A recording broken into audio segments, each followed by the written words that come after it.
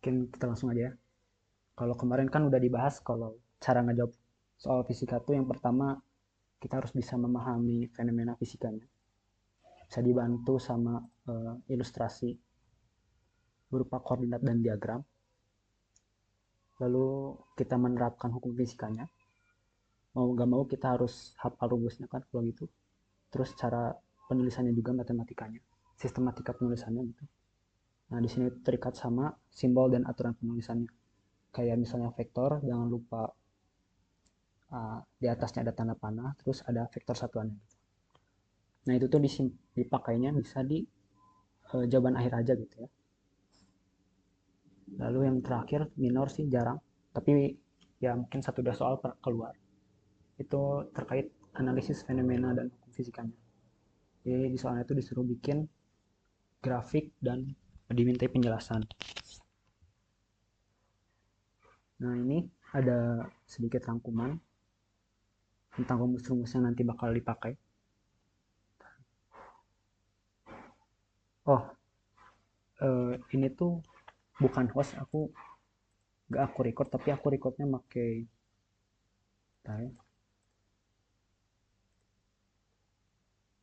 aku recordnya pakai ini OBS. Nanti mungkin saya kirim ke Pak Rahmat. Di record di sini nggak bisa di yang bukan host.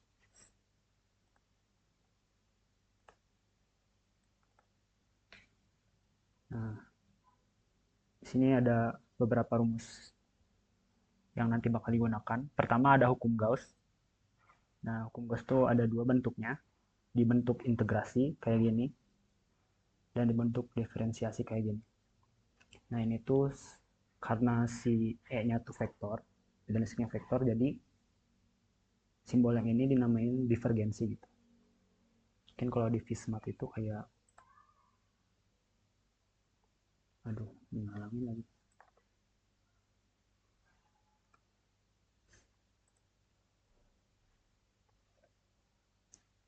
Ya, kalau divergensi itu kayak gini. X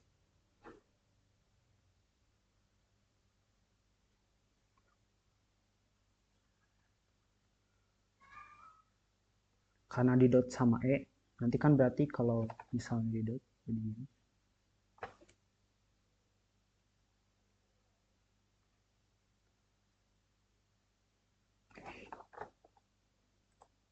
Ini aja deh.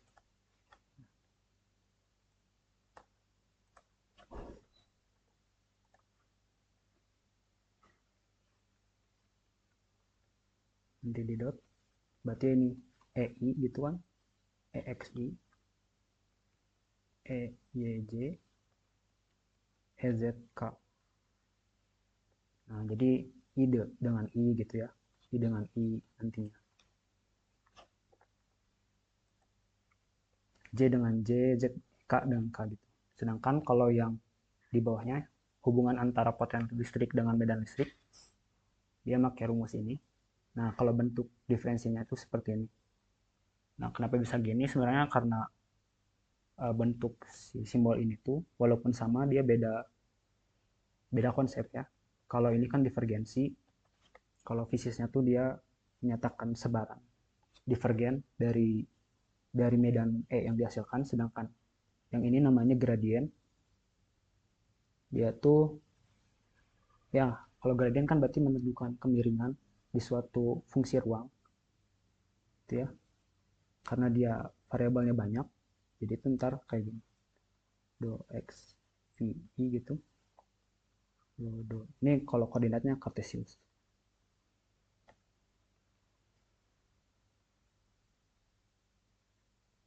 Sini bisa lihat hasilnya. Bedanya kan kalau misalnya divergensi dia produknya tuh skalar.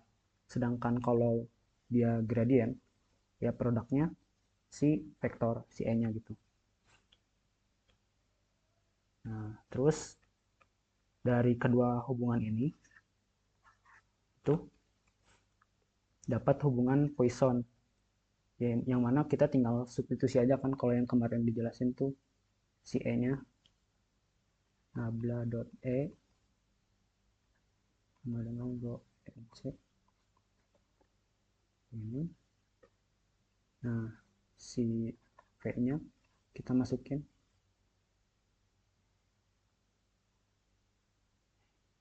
Ya, ini kan E. Ya, nabla.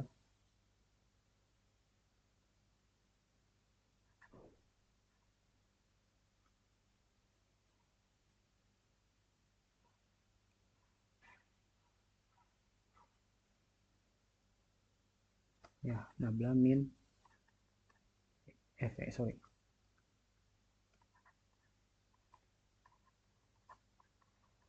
Karena si hubungan ini ya, min nabla V sama dengan E.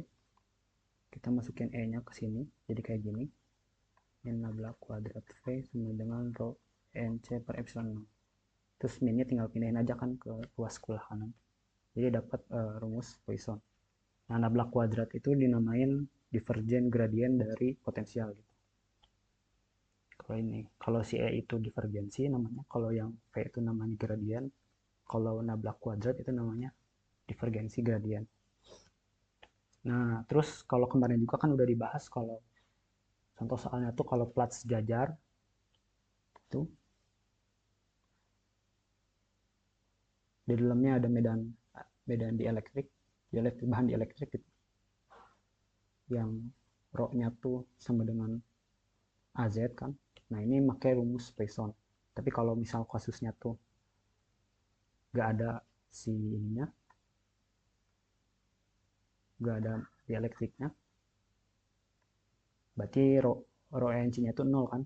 Nah, nanti kita pakai rumus Poisson gitu. Rho NC-nya 0. Kita pakai rumus Poisson. Terus ini juga sedikit rangkuman yang nanti bakal dipakai. Nah, sebenarnya rumus yang kita pakai itu yang Gauss ini, kan di sini ada epsilon 0 ya. Itu tuh diterapinnya kalau kondisinya tuh vakum gitu. Nah, masalahnya di real kehidupan nyata, di kondisi saat ini aja nggak vakum gitu ya, si epsilon. Nah, jadi ada sedikit perbedaan, yang mana kalau di ruang dielektrik dia tuh ada nama konsentrasinya epsilon R. Nah, apa hubungannya dengan epsilon 0? Sebenarnya simpel aja sih. Kalau di vakum, ER-nya itu satu gitu. Kalau di dielektrik, ER-nya ada sesuatu gitu. Dia bisa bukan satu. Nah, terus gimana penerapannya? Kalau ER-nya satu, berarti epsilonnya tuh sama dengan epsilon 0. Sedangkan kalau di lingkungan yang dielektrik, epsilonnya itu sama dengan epsilon R kali epsilon 0. Jadi kalau vakum tinggal R-nya, epsilon R-nya ganti 1, jadi sama epsilon. Kalau di elektrik ya udah diamin aja epsilon R-nya gitu. Penerapannya gimana di hukum Gauss? Ya gampang aja kan, kalau misalnya vakum dia jadiin epsilon 0. Sedangkan kalau di elektrik kita diamin aja jadi epsilon gitu. Nanti di akhir kita ganti aja epsilonnya dengan epsilon R kali epsilon 0. Kak mau nanya Kak, Ya boleh. itu kalau hukum Gauss itu kan ada rumus yang integral D kali dot DA sama dengan eh, eh, Q F N close kan? Hmm, Itu bedanya apa sama yang rumus ini? Dan nah, kapan dipakai? pertanyaannya bagus sih. Nah, itu tuh biasanya kalau di kondisinya bukan vakum. Nah, ini kan F ya. Jadi ada yang namanya muatan terikat sama muatan bebas. F-nya tuh berarti free, muatan yang bebas tapi muatan yang dilingkupi tapi bebas gitu. Sedangkan kalau ada epsilon, kalau di medan dielektrik itu muatannya tuh yang ditinjau semuanya yang bebas doang gitu. Yang dilingkupi dan yang bebas. Soalnya nanti ada dua, ada muatan yang terikat sama ada muatan yang bebas. Nah, itu tuh bisa diturunin jadi ada yang variabel baru yang namanya D gitu. Tapi itu nanti tidak di subbab berikutnya. Kalau nggak salah setelah UTS. Oh, Atau berarti nggak masuk ke tes ya, Kak? aku kurang tahu ya. Tapi di jurusan aku itu setelah UTS. Oke, siap, Kak. Nah, ini ada hukum lain, hukum Gauss lain di penerapannya. Kan tadi ada kaitannya dengan divergensi kan ya, si hukum Gauss itu. Kenapa bisa jadi seperti itu? Sebenarnya ada penurunannya. Kan hukum Gauss itu dia meninjau suatu muatan yang dilengkapi di permukaan Gauss yang tertutup gitu ya. Dia makanya ada simbol ini, bulat ini gitu. Nah, eh, karena dia tertutup gitu, jadi kita bisa ubah dengan teorema divergensi menjadi integrasi dari si volumenya gitu. Nah, si rapat muatan volume sendiri kan adalah dq per dv gitu ya. Kalau kita pengen cari dq-nya berarti tinggal integrasiin ini aja dengan dv gitu ya. Nah, karena dia ruas kanan dan ruas kiri itu sama-sama diintegrasi dv yang ini, jadi bisa dihilangin aja integrasinya. Jadi kita dapat hubungan ini.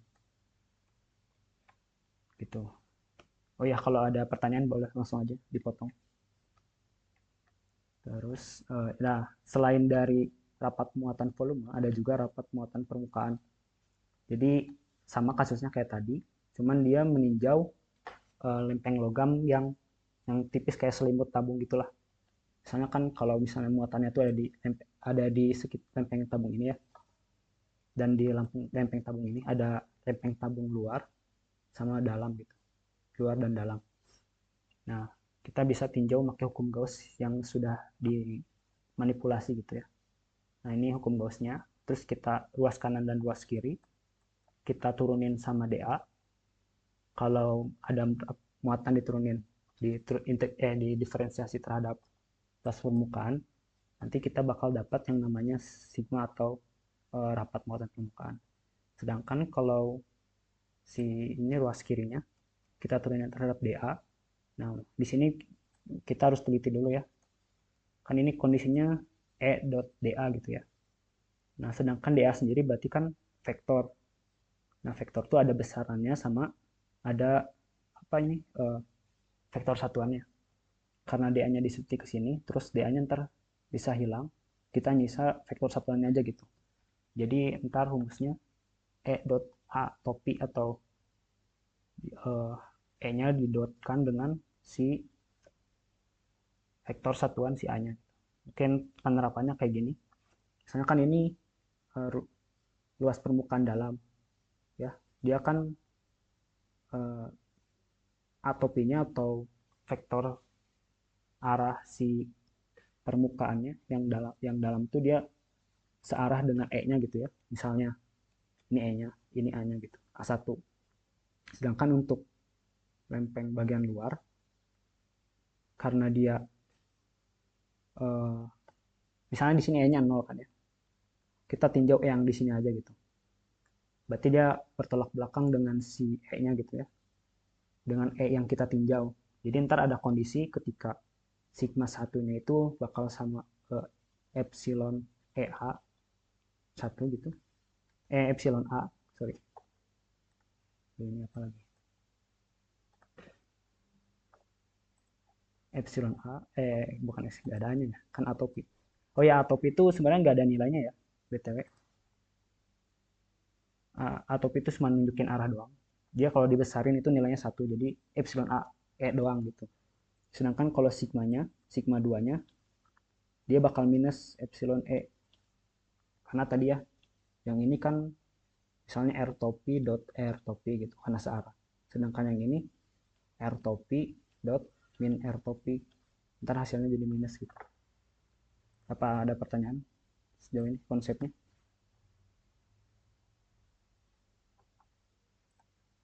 Bener gak? Tadi sigma satu sigma 2 apa tadi? Oh, misalnya ini sigma 1 ya. Sorry, ini sigma 1, ini sigma 2 gitu kan. Jadi ini rumus yang kita pakai gitu. Nah, kalau mau nyari sigma 1 berarti kan tinggal eh, epsilon dikali E-nya didot dengan A1 ya kan. Sorry, kurang sistematis. Nah,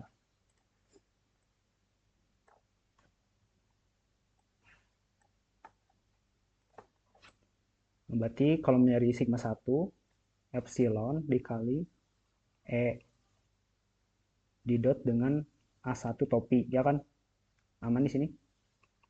Lalu epsilonnya E-nya kita pecah. Misalnya karena ini radial, berarti R topi kan. E R topi itu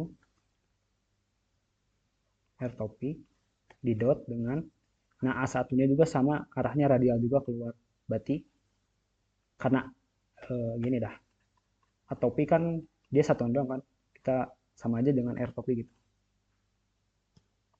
di R topi gitu. Nah karena R topi dot R topi jadi hasilnya satu gitu, nah, jadi epsilon E.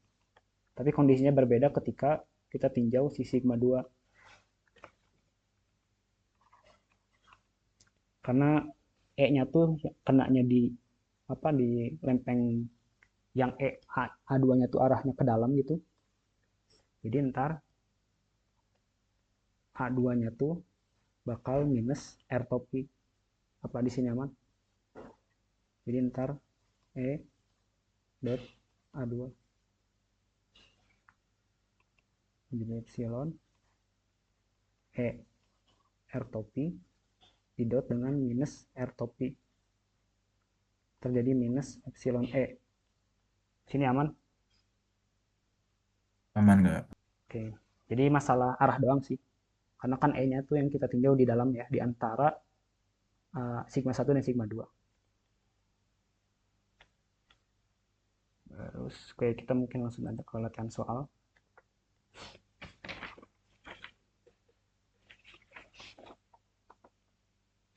Di sini soalnya disuruh tinjau dua logam silinder konsentris dengan panjang tak tenggak seperti gambar di samping pada silinder dalam diberi muatan total sebesar Q. Yang pertama, tuliskan hukum Gauss dan gunakan untuk mencari medan listrik ER. Buatlah kurvanya. Nah, karena di sini udah dikasih tahu ya fenomena fisikanya, berarti tinggal kita terapin aja gitu hukumnya. Gak usah gambar-gambar lagi gitu. Untuk yang A,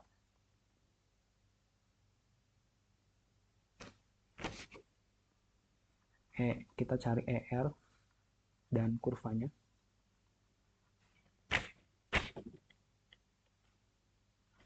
Sorry, ini bukan ini. Oh, ini.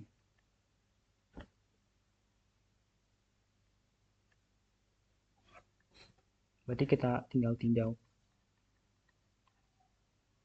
hukum Gauss-nya.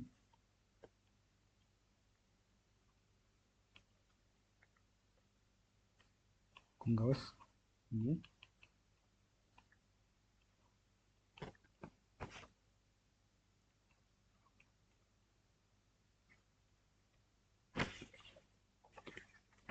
Selama kondisinya gak bilang gak bilang dia dielektrik, kita asumsiin dia vakum terus ya, berarti pakai epsilon 0 gitu. Nah, kita tinjau ER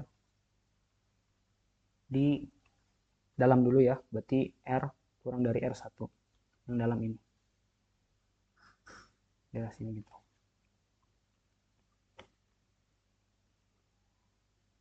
Di soal kan kasih tahu gitu kalau si silindernya konsentris. Di sini ada yang tahu konsentris apa? Konsentris itu dia sama secara geometris antara tabung 1 dan tabung 2. Di sini kasih tahu kan kalau si uh,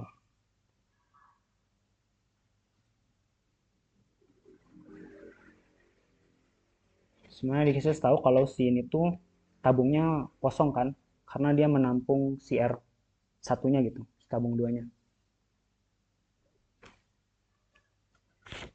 Karena dia tabungnya kosong, berarti kan dua-duanya kosong, berarti cuma selimut tabungnya doang.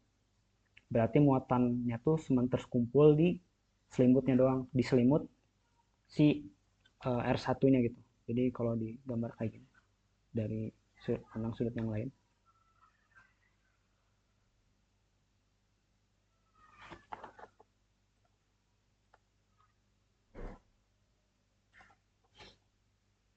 Tuh.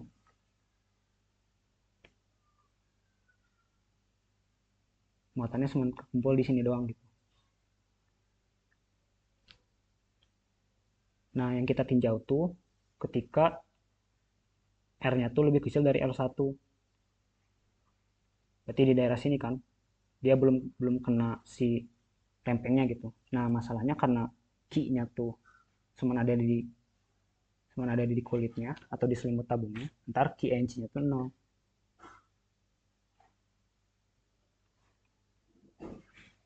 ki enclose-nya itu nol.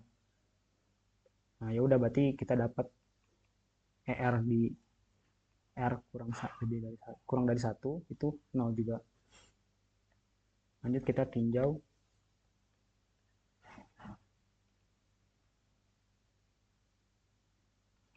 ER di antara tabung luar dan tabung dalam gitu ya. Berarti R2 lebih besar dari R, lebih besar dari R1. Ya udah, berarti KNC-nya itu sama dengan Ki, karena yang kita tinjau itu di daerah ini gitu ya. Si permukaan Gaussnya kita tinjau di daerah ini.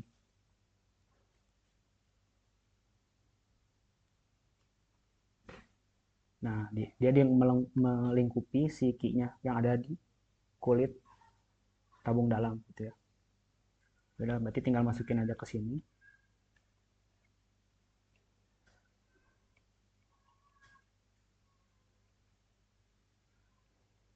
Tuh, ini jadi E kali A selimut tabung, dan ini jadi Q per epsilon 0 mas. Jadi, nah karena E-nya tuh dibuat searah dengan si radial selimut topinya. Jadi sebenarnya bakal secara intuitif juga bakal ketahuan si vektor medan listriknya tuh bakal searah sama si luas si ke arah tegak lurus dengan si luas permukaan selimutnya gitu ya. Luas permukaan selimutnya itu 2 pi RL. Dia ketahuan dari sini ya. Kan luas selimut tuh kalau dibuka itu seperti ini ya, seperti persegi panjang gini, yang panjangnya L sedangkan lebarnya tuh 2 pi L1 gitu ya, atau R. Jadi kayak digulung gitu si 2 pi R. Jadi si ini tuh kita buka, robek, terus jadi lempeng persegi panjang 2 pi RL. Arahnya R topi, karena tadi udah jelasin searah dengan radial. Ini untuk E di antara R2, sorry kebalik, 1. Selanjutnya tinjau ER di luar, berarti ketika R-nya lebih besar dari R2. Berarti yang kita tinjau bikin ini permukaan Gauss di luar ini, di luar R2. Nah, sebenarnya ini ada kaitannya sama aplikasi si kapasitor silinder ini. Ini kapasitor kan, karena dia dua-duanya lempeng. Ini lempeng kapasitor dalam, ini lempeng kapasitor luar ya kan. Nah, kapasitor tuh didesain sedemikian rupa biar medan listriknya tuh cuma ada di dalam gitu kan ya, di antara dua lempeng itu gitu. Berarti ini secara tidak langsung ngasih tahu kalau medan listrik di luar tuh dibikin nol. Caranya si ki-nya tuh yang di kulit luar itu diminusin. Jadi yang ki dalam plus, yang kulit luar min gitu ya. Jadi pas kita tinjau ki enclose di luar, jadi ki-nya tuh totalnya ki ditambah min ki di nol. Ya udah berarti ki nc yang di luar itu nol juga. Jadi untuk di R lebih besar dari R02 itu sama dengan 0. Dah, berarti tinggal kita bikin ini ya, kurvanya. Untuk bikin kurvanya sendiri sebenarnya bisa aja Saya cara. mau nanya Kak, Oh ya boleh. ini berarti asumsi silinder totalnya ini muatannya netral. Ya betul. Oke. Nah, ini kurvanya. Kalian gak usah bingung, tinggal bikin sumbu X dan sumbu Y. Ini sumbu X-nya sebagai R dan sumbu Y-nya itu sebagai ER. Nah, sebenarnya ini pasti positif ya si R-nya. Karena kan radial ya, dia koordinat bola, koordinat silinder gitu. Dan R-nya tuh gak bakal bisa minus. Dia minimum juga nol. Jadi pasti kalian bikin gini aja. Gak usah sampai yang plus banget gitu. Full banget koordinat. Terus, nah langsung aja kita tetapi misalnya di sini R1 dan di sini R2. Ini kan kasih tahu kalau di R lebih kecil dari R1 dia 0. Ya udah berarti di sini 0 dan di R lebih besar dari R2 juga dia 0. Berarti di sini 0 gitu ya. Mungkin warnanya berbeda aja. Itu ini 0, ini 0. Nah, gimana kalau medan listrik di R1? Berarti ya udah kita substitusikan aja kan ini R1 gitu di antara ini berarti Q per 0 2 pi R1 L. Sedangkan ketika di R2 ya udah berarti Q per 2 0 2 pi R2L. Udah berarti kita langsung ilustrasiin di sini ER1-nya gitu ya. Dan misalnya ini di sini ER2-nya. Nah, gimana hubungannya? Dia seper R kan. Jadi si ER-nya tuh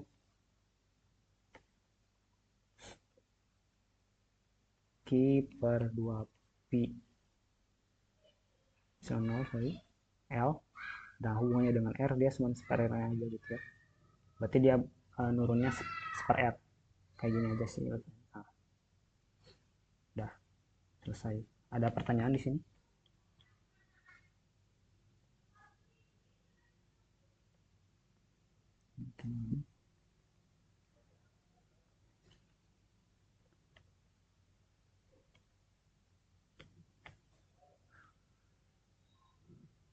Di sini ada pertanyaan. Kalau enggak kita next yang B.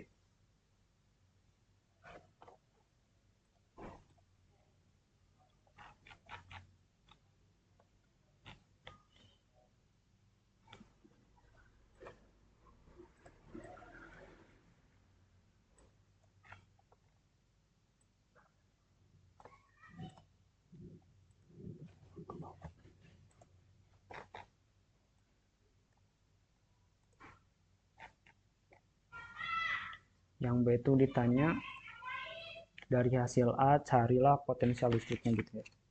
Dan buat kurvanya, tentukan pula beda potensial V2 dikurang V1. Oke.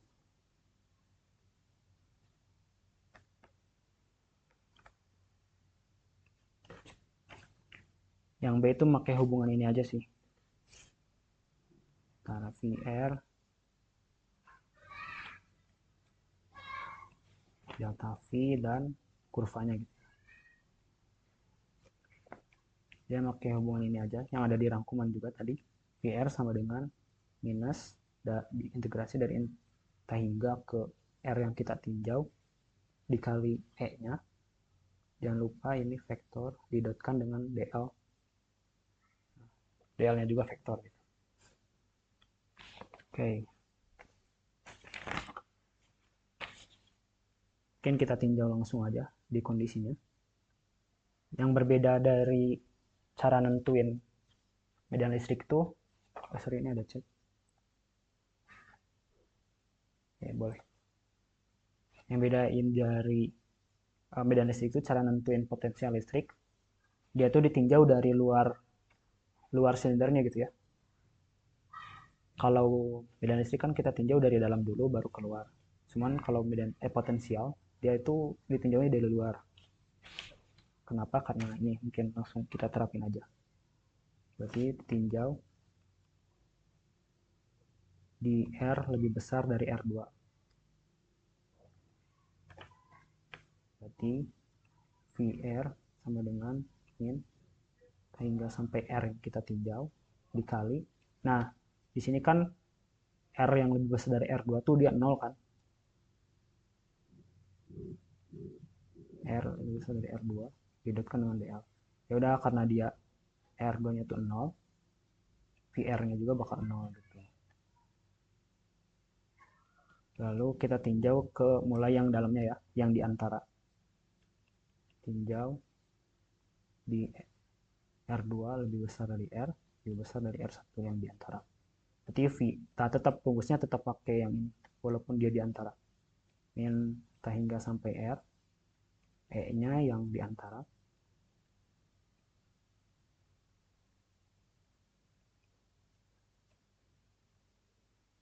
Nah, enggak, belum, sorry, belum diterapin R-nya. Enggak langsung diterapin. Karena dia kan dari luar ya. Taruhlah gini ya, ilustrasinya.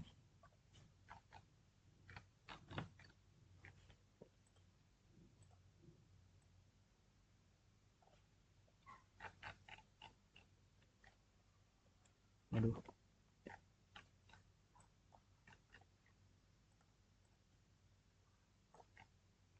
aduh.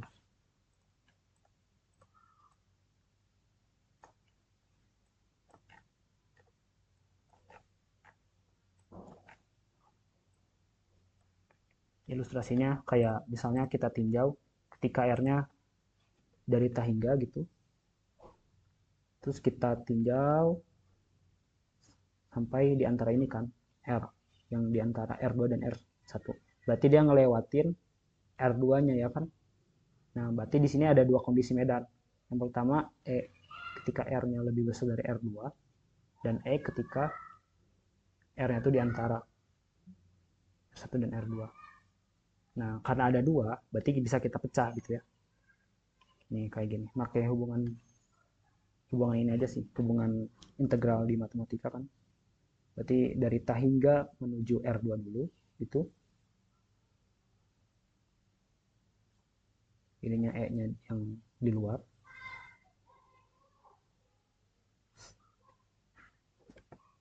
Ditambah dari yang R2, R2 sini, ke R yang kita tinjau yang ada di antara. Ya, di antara.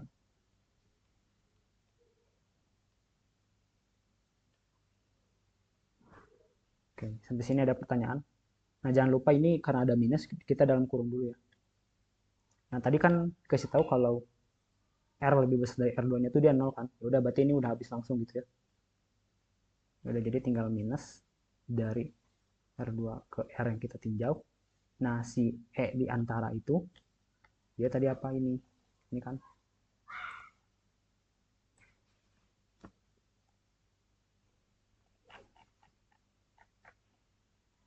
Eh,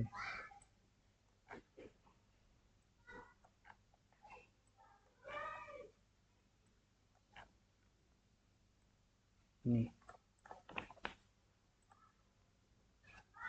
Nah, DL-nya sendiri, ada yang tahu gimana? DL itu apa? DL itu kan dia jarak lintasan yang kita integralkan kan. Karena dia eh, ada di sumbu koordinat koordinat silinder gitu ya. Dan koordinat silinder sendiri tadi asumsinya dia apa, kabelnya panjang tak terhingga gitu. Jadi kalau misalnya kalian ada di dalam sini, misalnya R1 dan R2, kalian mau gerak di sumbu Z ke kanan atau ke kiri gitu, kondisi sekitarnya itu nggak berubah karena panjangnya itu tak hingga gitu. Beda kalau ada ujungnya gitu ya. Sedangkan kalau kita gerak juga searah sudutnya gitu, kita maju atau mundur tapi ngikutin sudutnya gitu gini, kondisi lingkungannya juga nggak berubah. Sedangkan kalau kita masuk ke dalam atau keluar ngikutin arah radial, baru ada perubahannya gitu ya di kondisi kita. Jadi DL-nya sendiri cuman dipengaruhi sama lintasan yang sumbunya tuh radial juga. Berarti DR-nya adalah DR R topi gitu ya. Nah, di sini bisa dilihat kan si E-nya juga R topi ya. R-nya juga R topi. Jadi kalau kita lihat di sini rumusnya kan ada dot ya. Berarti R topi dot R topi juga hasilnya satu gitu. sedangkan bisa DR-nya aja gitu. Kalau ada yang mau ditanya langsung aja. Ini konstanta yang nggak ikut integrasi dikeluarin aja. R2 R per R gitu. Nah, integral jadi per R itu ln.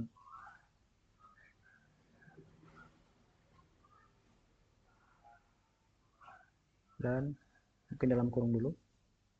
Dan R dikurang ln R2.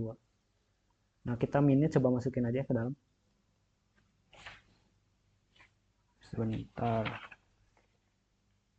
Ya, kita masukin aja ke dalam ini.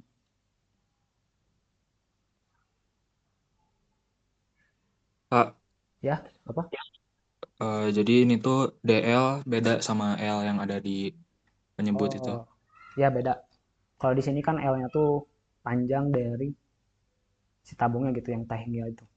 Sedangkan DL itu, ya benar beda. Parsial integral yang lintasan yang kita integralin. Ya mungkin di salah satu buku gitu, dia ditulisnya DR atau apa gitu ya. Yang penting definisinya nggak beda. Oh, oke. Kamu nanya Kak? Iya boleh. Kan tadi katanya lintasannya Tahingga. Berarti ini L-nya ini Tahingga. Terus Betul, dari tadi kita punya medan listriknya ada per L-nya gitu. betul. Nah, sebenarnya namanya fisika ya. Sebenarnya dia tuh pendekatan ya. Tahingga tuh bukan dia gak ada gak ada angkanya gitu. Itu bisa diansusin kayak kamu tuh meninjau suatu sistem yang ukurannya tuh besar banget gitu. Ya, sedangkan kamu tuh berada di kondisi yang sangat kecil banget. L-nya tuh ada, tapi karena kamu meninjaunya tuh kecil banget, eh, kita asumsi dia Tahingga gitu. Apa di sini? Paham? Jadi si konsep Tahingganya tuh cuma penyederhanaan biar kita ninjaunya tuh di satu variabel aja, yaitu apa, radial ya kan, tapi dia nggak ada angkanya gitu. Oke Kak, siap. Oke, semangat semangat. Nah di sini kan karena dia minusnya ditukar, jadi ln R2 dikurang ln R.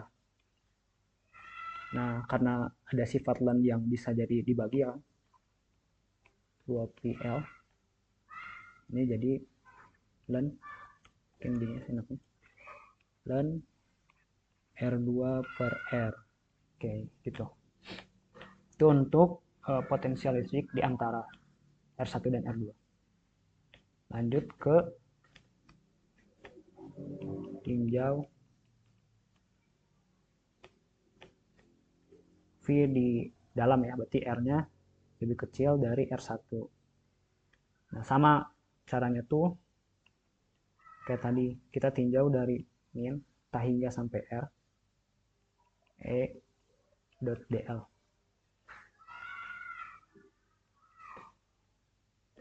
Stepnya sama kayak tadi ya. Kita tinjau dari hingga terus ke R2 terus ke R1 ya kan. Terus baru ke dalam R-nya gitu. Jadi nanti ada 3 medan listrik gitu.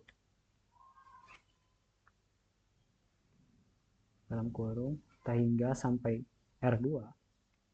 Kayaknya tuh yang R luar.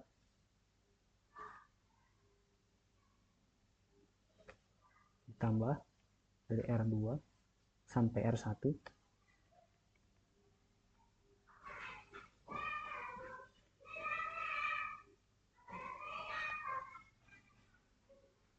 Tambah R1 sampai R yang kita tinjau.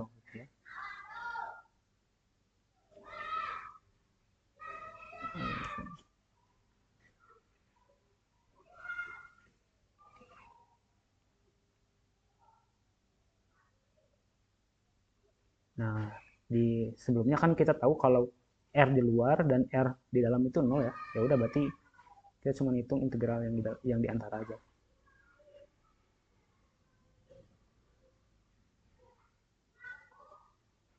R yang di antara tadi ya. Sebenarnya kita ngitung ulang yang integral di atas. Cuman kita substitusiin R1-nya aja gitu. Mungkin yang ini.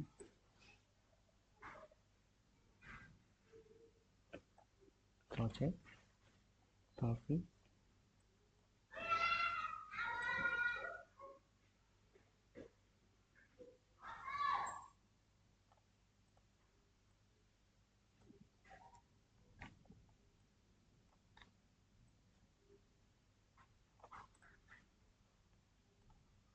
Nah, ini jadi R1 kan, R. Jadi R1, R1, R1. Nah, ini jadi R1.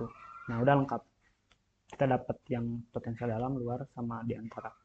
Dimana kurvanya, ini, kurva. Sama kayak tadi, kita bikin aja langsung. Sumbu Y, sumbu X-nya nggak bakal bisa 0, bisa negatif ya. Karena dia R radial. Dia VR. Kita langsung bikin dia batasannya di R1 dan R2. Dari luar dulu ya. Dari luar dia 0. Oke.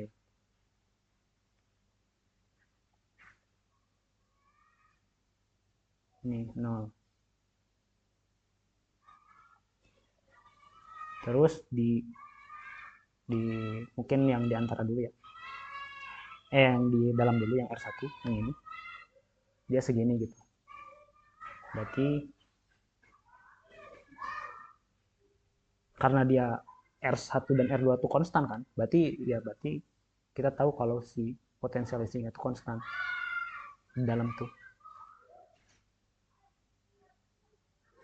yang nilainya tuh ini gitu.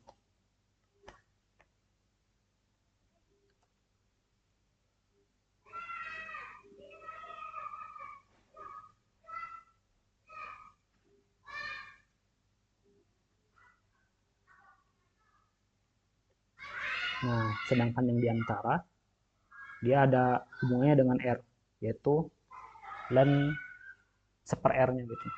Cuma kalau lihat di koordinat gitu ya, kalau kamu ngeplot misalnya len sama dengan len suatu konstanta gitu, misalnya 5 gitu per X, nanti grafik yang dihasilkan itu gini, sama aja sih, mirip. Cuman bedanya kalau kita tulisin sampai bawah terus, X-nya kita naikin terus, nanti dia tembus ke bawah. Cuman bedanya karena di sini apa? Kita tahu di R2-nya tuh 0 berdasarkan hasil ya hitungan kita. Ya udah berarti dia sampai sini aja sampai 0. Lalu akhirnya 0 terus. Jadi sini Ah, oh ya apa? berarti buat bentuk kurva grafiknya ini harus dihafal gitu ya. Oh, Untuk len, seper. oh, sebenarnya enggak juga sih. Gini aja deh, aku punya shortcutnya. Kalau kalau kurva seper R mah gampangan ya. Dia turun kayak gini kan. Hmm. Nah, yang beda tuh kalau medan listrik, dia tuh patah, gak kontinu gitu. Di R lebih kecil dari 1 dia dia 0, sedangkan tiba-tiba di R1 dia tuh ada nilainya gitu. Di R2 dia ada nilainya, sedangkan di luar tiba-tiba 0 gitu ya. Nah, sedangkan kalau potensial itu pasti kontinu. Walaupun kadang tajam, kadang enggak gitu, kadang mulus. Yang pasti potensial itu kontinu. Nah, di sini kan kita tahu kalau R1-nya tuh kontinu gitu ya, konstan. Sedangkan di R2 tuh dia 0 konstan juga. Nah, berarti gimana caranya biar kontinu? Ya berarti turun ya. Ya udah turunnya tuh kita ilustrasikan aja sepaman kita, yaitu turun biasa gitu ya. Yang pasti jangan turun garis lurus, karena ya itu udah pasti salah. Tapi kalau kita gambar sedikit melengkung gitu, nah udah gak apa-apa, namanya juga ilustrasi. Gimana teman? Makasih Kak. Oke. Jadi tadi ya perbedaannya, kalau medan listrik itu bisa patah gitu ya, sedangkan kalau potensial listrik dia pasti kontinu. Oke, mungkin lanjut ke bagian C. Kak, itu ada beda potensial itu? Oh ya, beda potensial, sorry. Makasih. Sebenarnya beda potensial kita tinggal kurangin V2 kurang V1 aja ya kan. Karena videonya 0, ya udah berarti min V1 gitu. Tapi gimana, apakah beda potensial boleh negatif gitu? Ini delta V ya. V2 kurang V1. Berarti V2 tuh VR2 maksudnya ya. VR2 kurang VR1.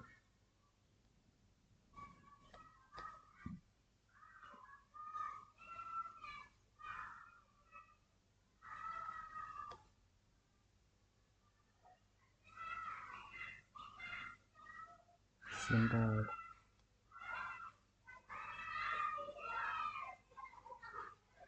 Ya, VR2-nya dia 0. VR1-nya tadi yang ini ya. Nih, yang ini. Kan ini V di R1, ini V di R2, ya kan? Dia Q per 0, 2 Pi L dan R2 per R1. Nah, sebenarnya delta V itu gak boleh 0. Cuman karena ini LAN ya, LAN kan tadi bisa ditukar gitu, R1 dan R2-nya. Terus LAN juga kalau misalnya kalian coba gitu ya di kalkulator gitu, misalnya ini ya.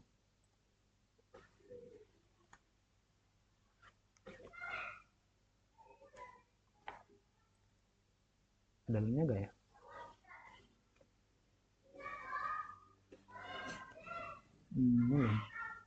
Ini LAN 5 bagi 2 sama dengan kita LAN-in ya. Hasilnya segini gitu. 0,916. Sedangkan ketika kita coba sebaliknya,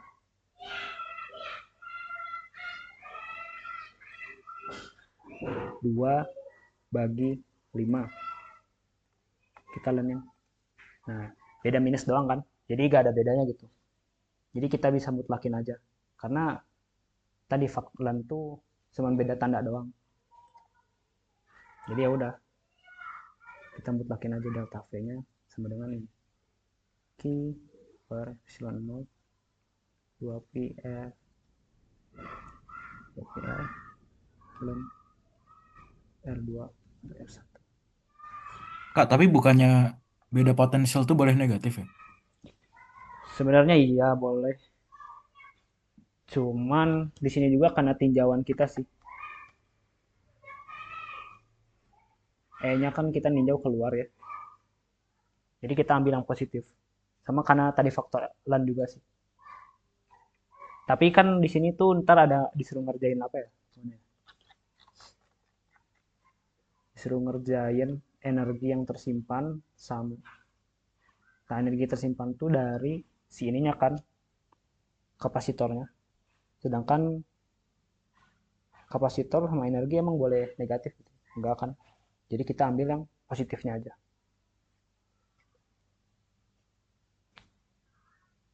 Apakah ada pertanyaan atau ada yang keliru gitu, aku boleh aja sih.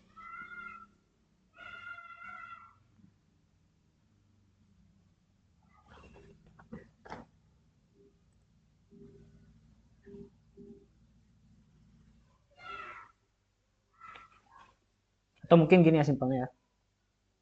Kan 2 bagi 5.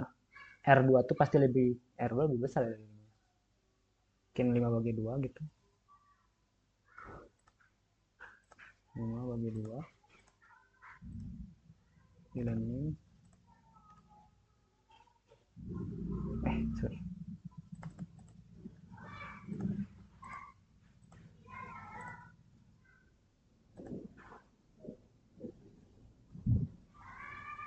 Iya sih. Tapi kita ambil positif aja lah ya, mutlakin. Karena ntar kan cari apa? Cari energinya gitu ya.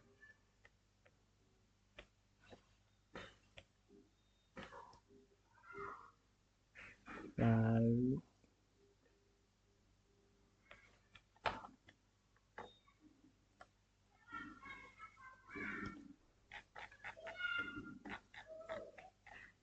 mungkin biar aman ya udah tulis aja V-nya tadi ya negatif.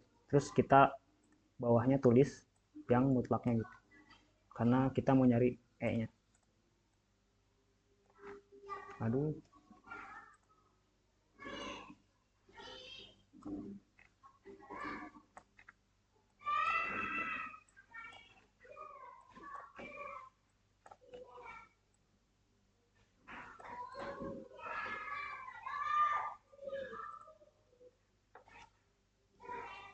C. Nah, di sini udah masuk ketika kondisinya vakum dan ketika posisinya dielektrik ya, yang D.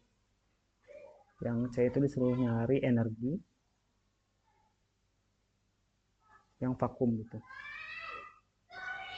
Nah, di sini energi itu dicari dengan rumus. Ada yang tahu? Nah, aku pakai ini sih, Q kuadrat per 2C. C-nya yang vakum ya. Jadi ya udah masukin aja. Q kuadrat per 2 kali C-nya Q per V. Delta V. Coret-coret. Ya, tugas per 2 Q delta V sih, sama aja. Delta V-nya yang ini ya.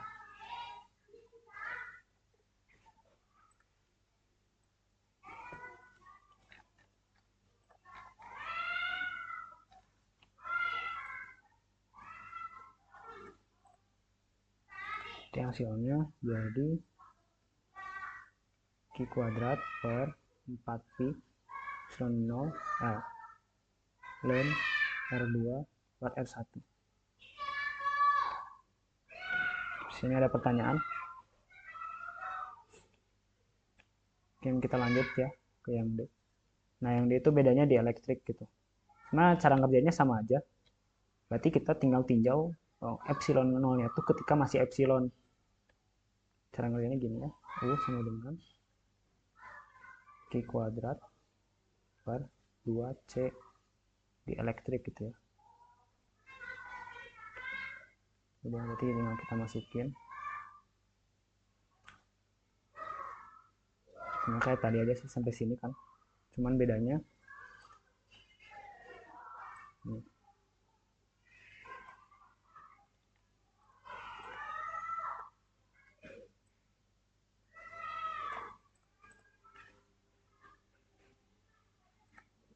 Bedanya tuh di epsilon aja. Ini epsilon, ini epsilon. Tuh. Dan epsilonnya itu tadi apa? Epsilonnya tuh 9R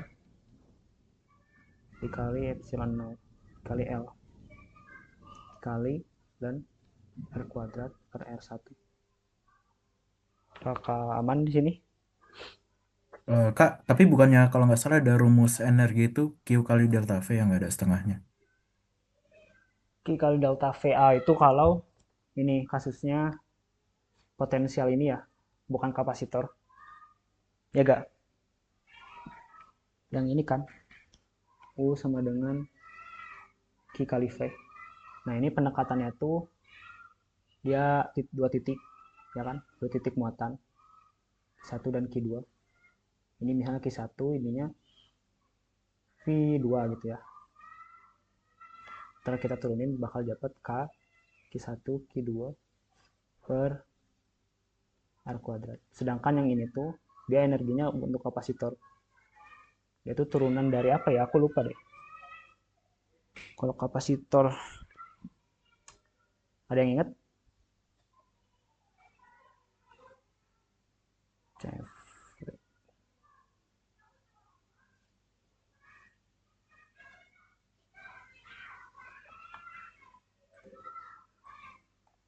Ada ingat gak energi buat kapasitor?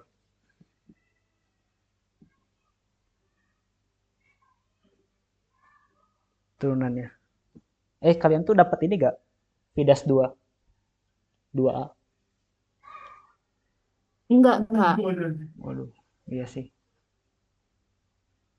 Ya itu sebenarnya dijelasin di Vidas 2 penurunannya gitu.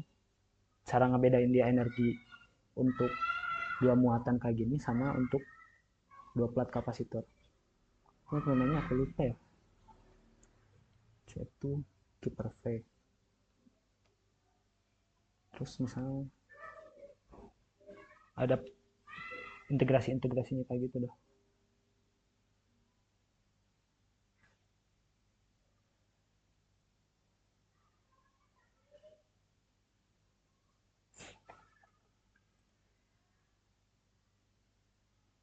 Amankah sampai sini? Nantilah mungkin dicari lagi. Pokoknya dia beda ya energinya. Energi untuk Siap, Kak. antar muatan dengan energi untuk kapasitor.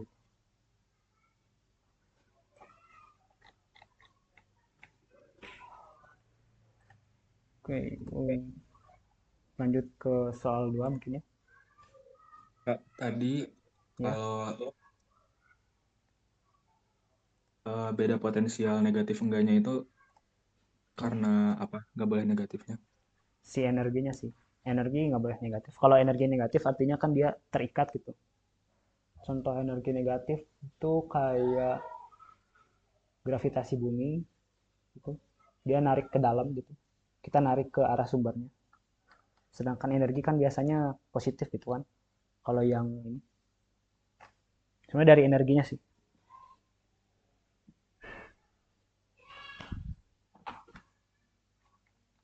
Oke, Kak.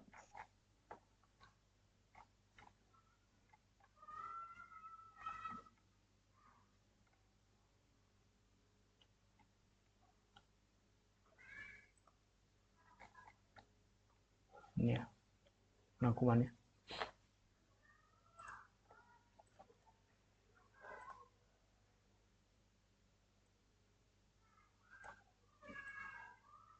Nomor 2. Nah, nomor 2 tuh dia disuruh tentuin potensialnya menggunakan Laplace. Kenapa yang sebelumnya gitu gak ditentuin pakai Laplace juga? Karena gak ada syarat batasnya ya. Dia cuma kasih tahu V1 dan V2, sedangkan yang ini lebih spesifik lagi dikasih tahunya.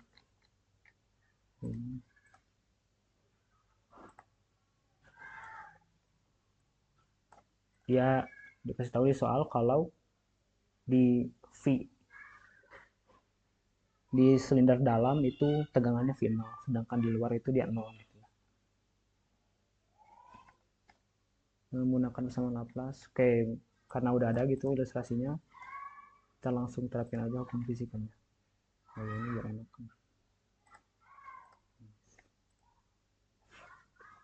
Yang A.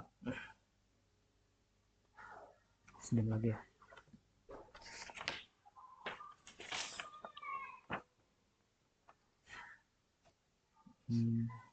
VR. Tinjau persamaan Laplace. Ya udah delta V, sorry. Nabla V kuadrat sama dengan 0. Nah, sebenarnya ini template sih. Kalian gak usah ngapalin apa ya, kayak gini lah.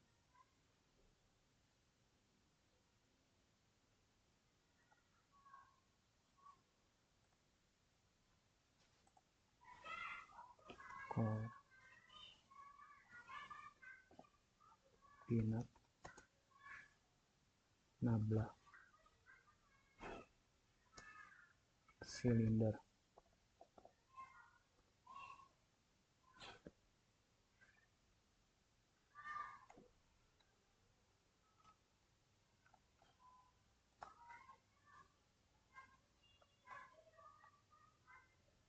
Mana ya?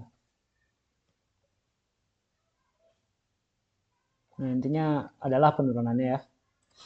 Dia nablanya kayak gimana buat kalau silinder kayak gimana gitu.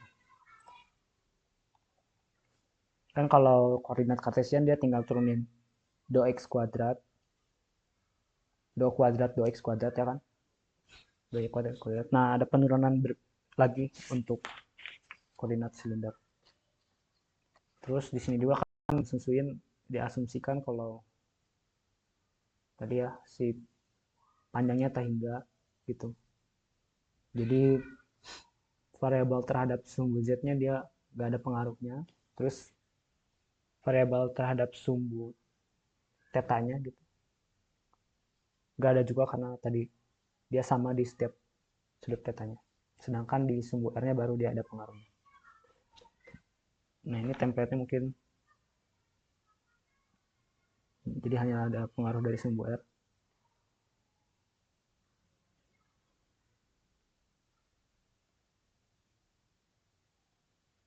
Nah, ini kan bisa hilang. Jadi sesuatu yang diturunkan terhadap R itu hasilnya 0. Berarti dia apa? Dia ada dua jawaban kan, antara 0 dan sebuah konstanta gitu. Jadi R dV per dr-nya kita anggap aja konstanta C1.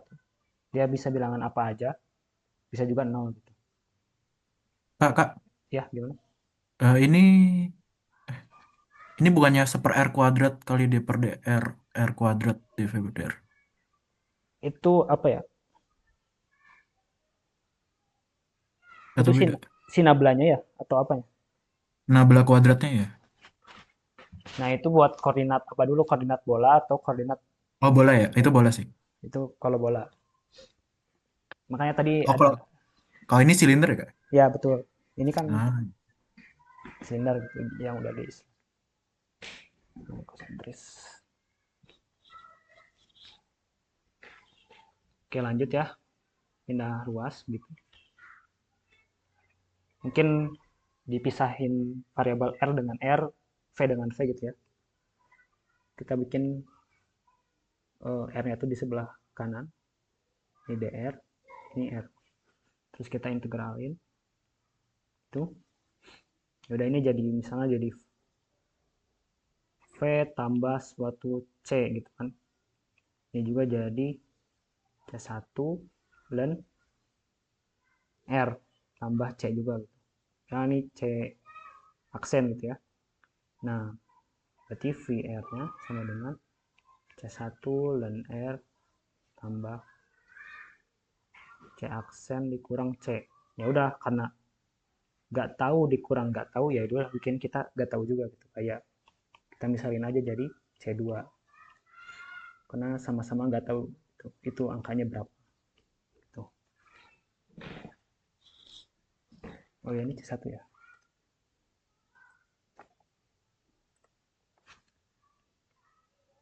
Aman? Karena udah dapat V-nya gitu, ya udah tinggal tinjau syarat batasnya. Syarat batasnya yang pertama itu ngasih tahu kalau V di R2 dia itu 0. Jadi berarti tinggal masukin aja kan. 0 sama dengan C1 ln R2 karena R-nya itu di R2 tambah C2. Jadi C2-nya itu akan sama dengan min C1 dan R2. Oke. Nah, ini ketika V-nya itu di R2. Ketika V-nya itu di R1, yaitu sama dengan V0. Jadi V0 sama dengan C1 dan R1 ya. Karena R-nya tuh jadi R1. Nah, tambah C2-nya tuh ini, min C1 dan R2. Berarti ya udah masukin aja. Min C1 dan R2. Udah C1-nya kita keluarin, gitu. Lennya dalam kurung 1 kurang len 2. Berarti udah C1-nya itu sama dengan V0 per len R1 dikurang len R2 atau pakai sifat logaritmik. Jadinya V0 len R1 per R2 gitu. Karena C1 dan C2-nya udah dapat gitu ya. Berarti tinggal substitusiin aja ke V yang tadi di awal. Substitusi C1 dan C2. Jadi VR-nya bakal, mungkin kita tulis dulu yang sebelumnya.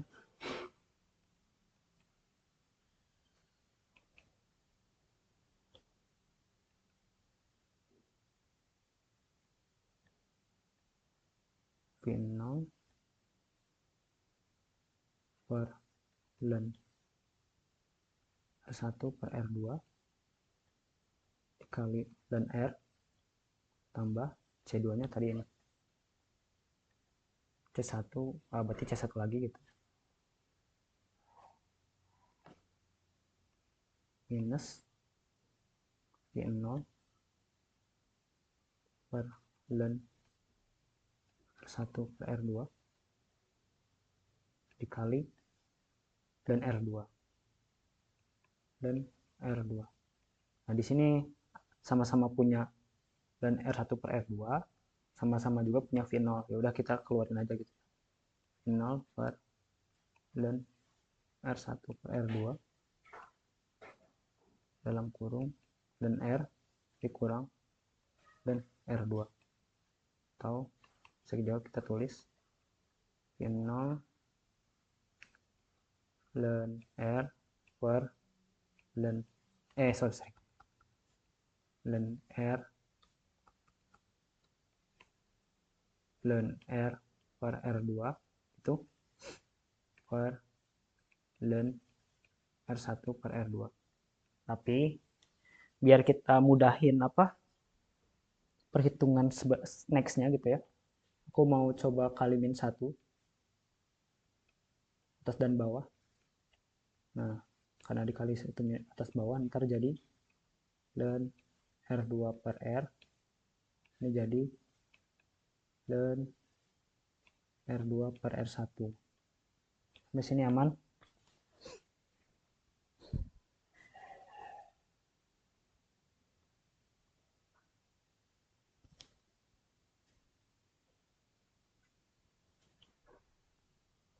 Kalau aman, kita lanjut ke bagian B. Kak, Ya, tadi mutlaknya hilang gitu ya? oh itu bukan mutlak sih, sorry, itu kurung. Kurung. Iya. Cuman ln tuh pasti positif gak sih dalamnya? Oh, Karena dia kan nggak bisa negatif dalam itu. oke. Nggak bakal ada angkanya kalau negatif. Ya, Kak.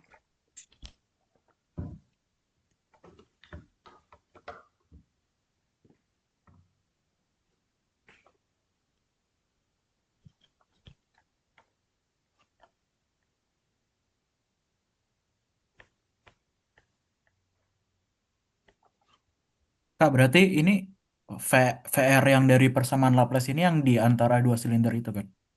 Iya, Berarti kalau yang di dalam sama di luar bukan, beda. beda. Jadi kan karena syarat batasnya tuh yang dikasih di soal itu, dia ngasih tahu kalau V di R2 gitu ya, dia 0, sedangkan V yang di dalam itu dia V0. Ya udah berarti persamaan Laplace yang kita dapat tuh cuman potensial di antara R1 dan R2 gitu. Hmm. Kalau yang di dalam sama di luar berarti nggak bisa pakai ini. Dia nggak bisa pakai Laplace sih sebenarnya. Tapi Oke. bisa bisa pakai tadi kan, bisa pakai Oh iya, iya. si Gauss. Iya.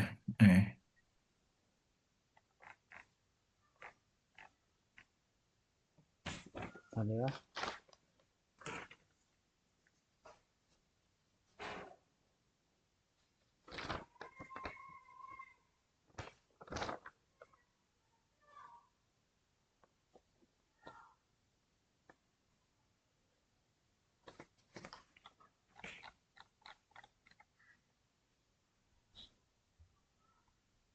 Mungkin kita lanjut ke B. Jika di antara kedua silinder tersebut bersifat vakum, carilah rapat permukaan. Nah, tadi ya pakai yang di apa? Di rangkuman gitu. Dia pakai sigma. Waduh.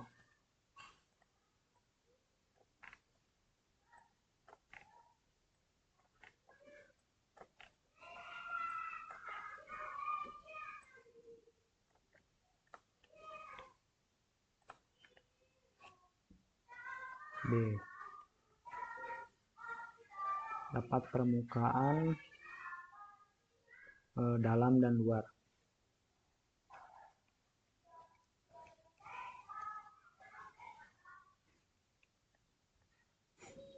Ini ya mungkin kita tinjau dulu kondisinya gimana. Ini kan lempeng dalam. Ini lempeng luar.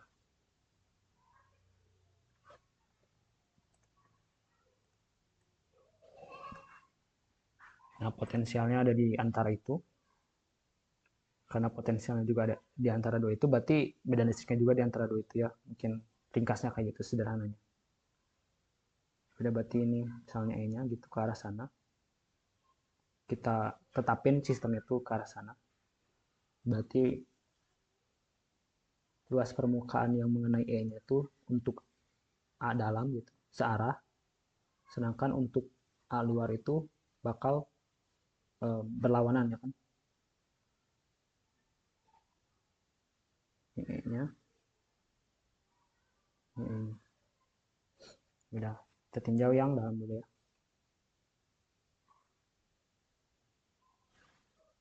Pakai rumus yang sebelumnya. Epsilon E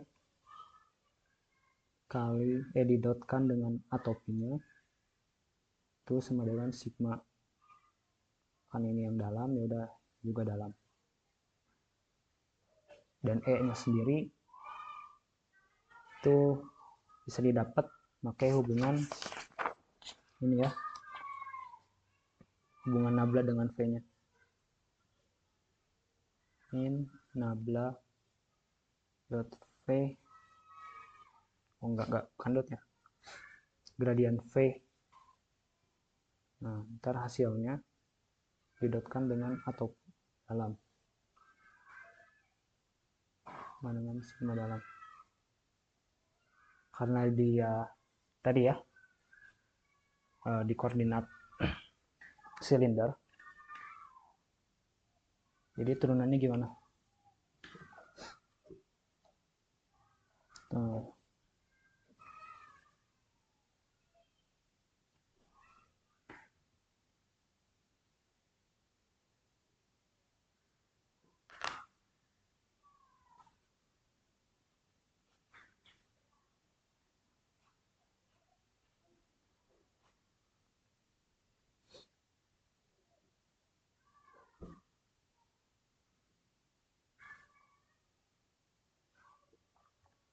Bentar ya, sorry.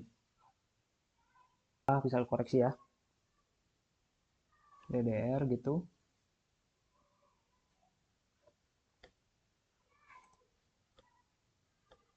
V-nya yang ini ya.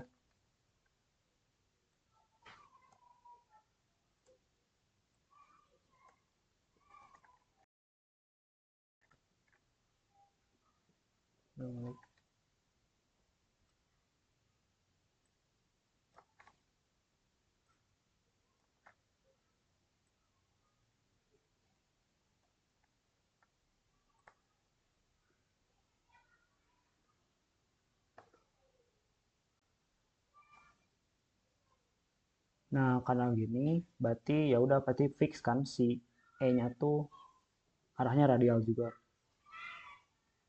Sedangkan si A dalamnya ya berarti ya udah sama gitu. R radial juga. Arahnya radial juga. Dot R topi. Satu gitu ya.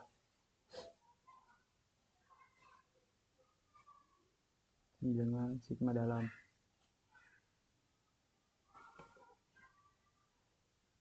Ini keluarin yang konstannya. 5 per ln R2 per R1.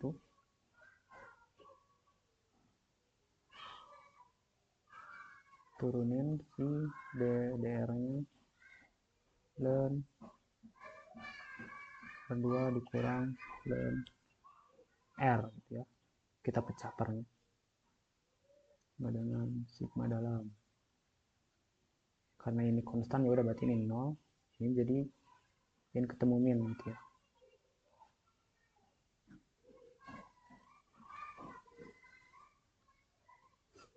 Turunan dari ln R ya udah R.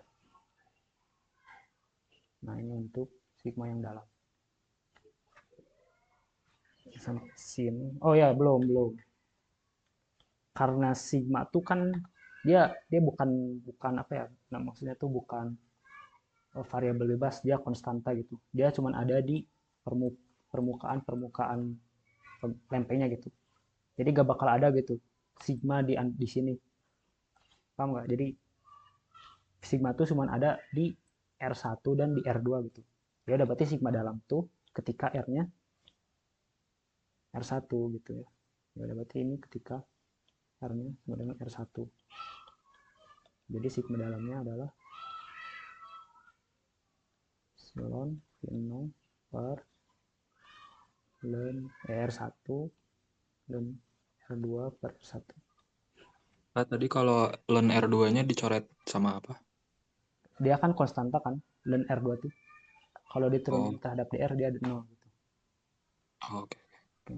Nah ini min ketemu min, dia positif, dan R turunin per R. Dan R-nya tuh pasti R1 gitu ya. Tapi di akhir kita substitusiin R1. Karena tadi ya, nggak ada sigma di antara. Adanya di R1 dan R2. Nah, oh ya, satu lagi. Di sini kan katanya tuh vakum ya kan. Ya udah, kalau vakum, si epsilonnya mau ganti dengan epsilon 0. Karena vakum, maka epsilonnya itu sama dengan epsilon 0. Udah, masukin aja. Epsilon 0, V0, gitu, per R1 ln R1, R2, sorry, per R1. Dengan sigma dalam. Lanjut ke sigma luar. Sebenarnya kondisinya sama aja.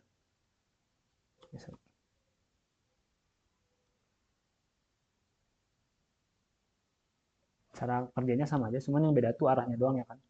Karena yang luar tuh dia arahnya berlawanan arah dengan si E yang kita tinjau gitu ya. Terjadi kayak gini. Mungkin kita kopas dulu.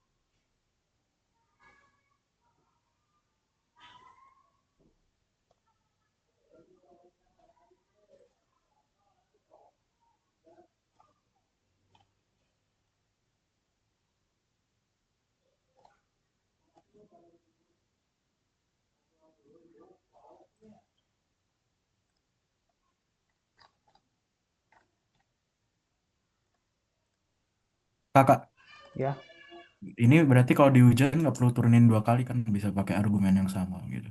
ya boleh. Nah, Sering lagi. Alamak.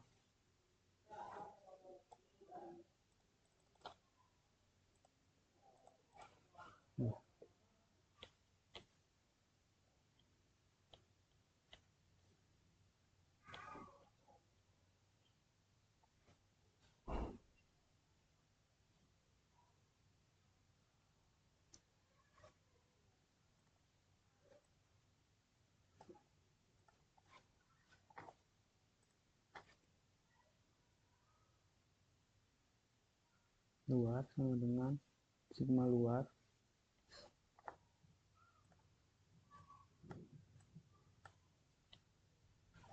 Nah ininya ya yang beda ya.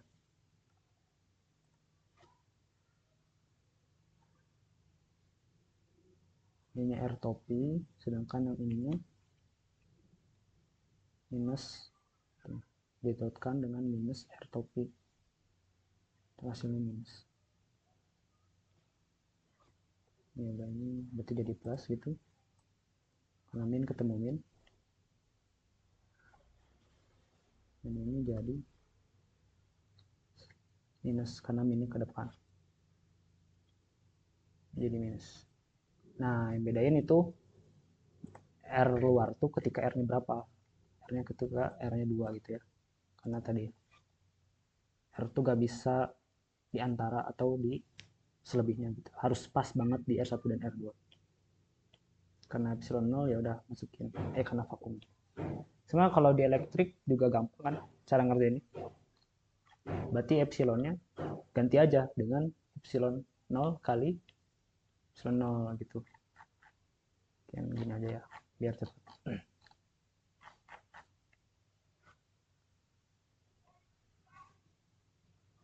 Medium dielektrik.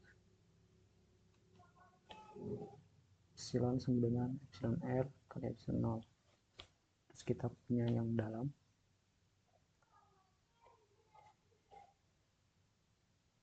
Kak, bener Kak. Itu tuh yang soal sebelumnya yang sigma luar itu bukannya negatif ya? Ya, Eh, ini kan udah negatif gak sih? Ini ya. Oh iya, sorry belum. Makasih, makasih. Nah, oh ini juga belum diganti namanya ya. Amigo.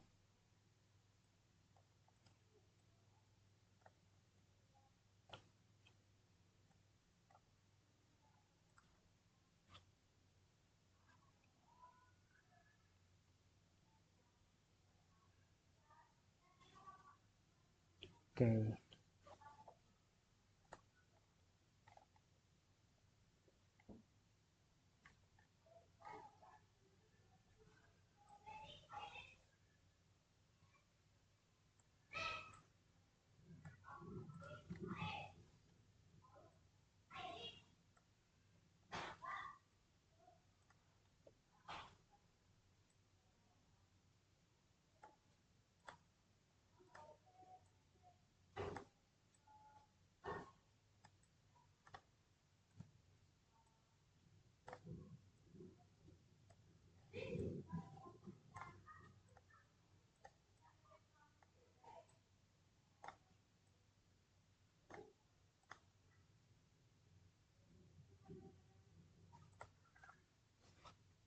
Kali epsilon R kali epsilon R itu epsilon R. Udah, lanjut yang terakhir, yang D. Dengan membandingkan hasil B dan C, ungkapan apa pengaruh dari dielektrik tersebut pada muatan energi yang tersimpan.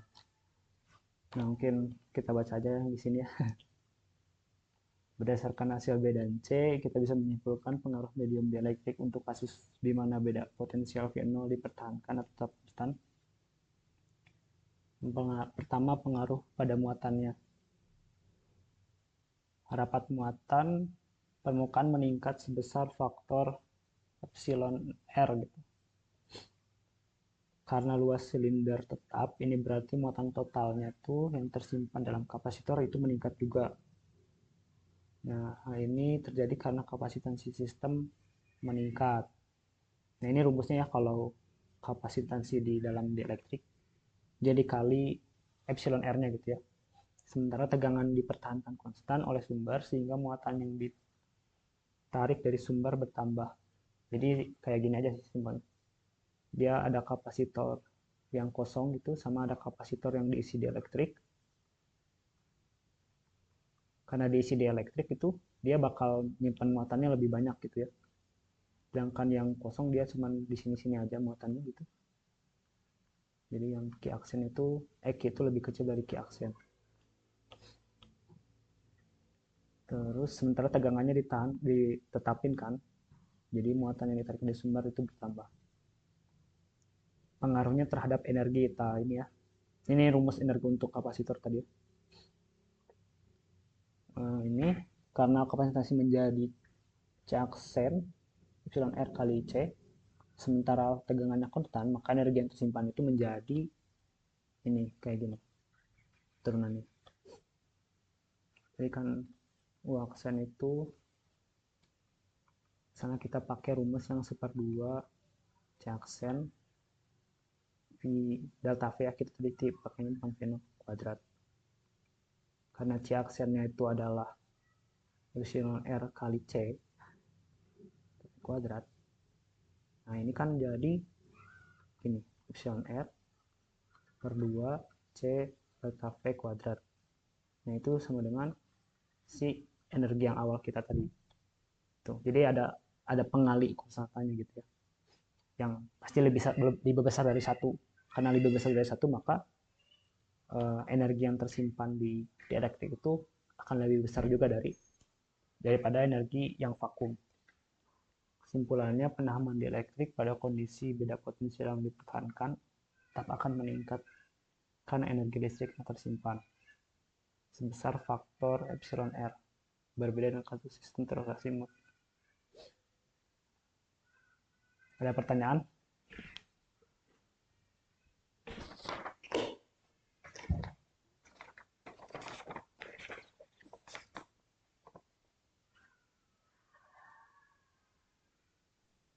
Kak, Ya, ini berarti soalnya udah selesai nih, Kak. udah. Nah, itu kalau Kak jelasin kayak polarisasi gitu-gitu bisa. Aduh, itu bakal keluar emang ya?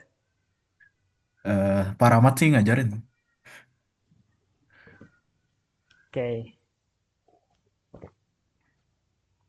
sebenarnya aku udah agak-agak lupa sih ya. Mungkin kita belajarnya. Aku mau rekomendasiin YouTube, woy. Mau gak? Boleh, Kak. Bentar ya.